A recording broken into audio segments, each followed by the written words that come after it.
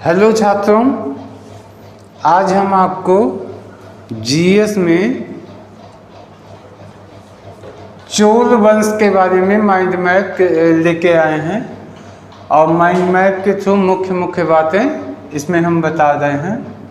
चोल वंश का टॉपिक बहुत लंबा है, तो इसमें कम से कम दो से तीन वीडियो में ये पूरा कंप्लीट होगा।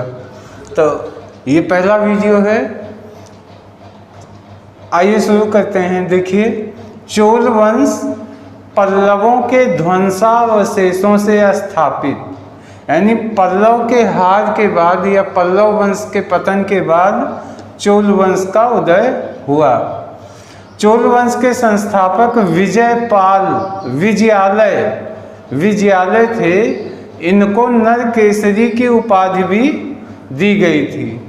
चोल वंश के संस्थापक विजयालय थे, इनको नरकेसरी की उपाधि दी गई थी। इन्होंने अपनी राजधानी तांजाय को बनाया था और पहला स्वतंत्र राज्य चोल वंशज आदित्य प्रथम ने बनाया था और आदित्य प्रथम को कोदंडराम की उपाधि दी गई थी। चोल वंश के ही एक राजा थे, राज प्रथम। ये श्रीलंका में जाकर वहाँ के कई क्षेत्रों को जीता था और इन्होंने अपनी राजधानी मंडी चोल मंडलम में बनाया था। मंडी चोल मंडलम में बनाया था और राज प्रथम शैव धर्म के अनुयायी थे और इन्होंने राजेश्वर मंदिर का निर्माण भी इन्होंने ही करवाया था, जो चोल राजा थे। अब आ जाइए इस तरफ।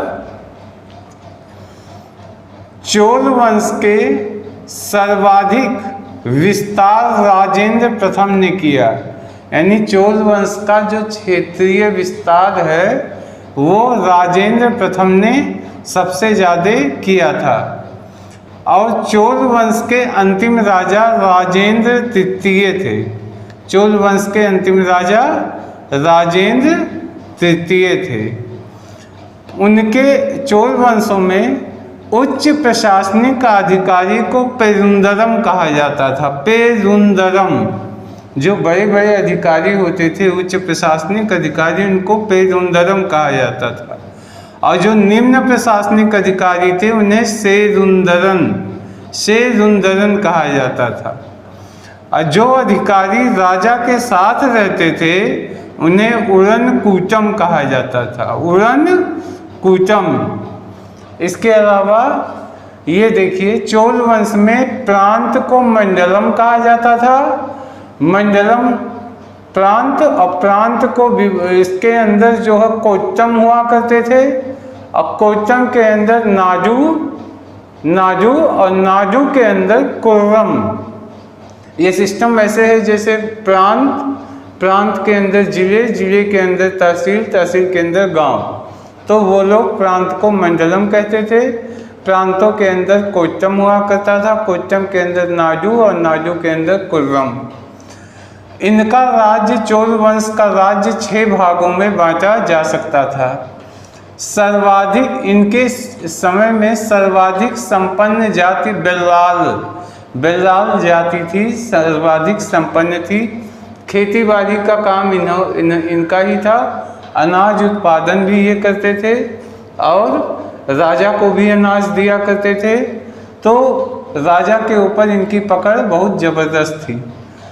चोल वंश के शासन की विशेषता थी स्वशासन विशेषता। स्वशासन, जैसे हमारे यहाँ ग्राम पंचायत है, ऐसे ही इनके यहाँ भी स्वशासन व्यवस्था थी, जिसको उर कहते थे।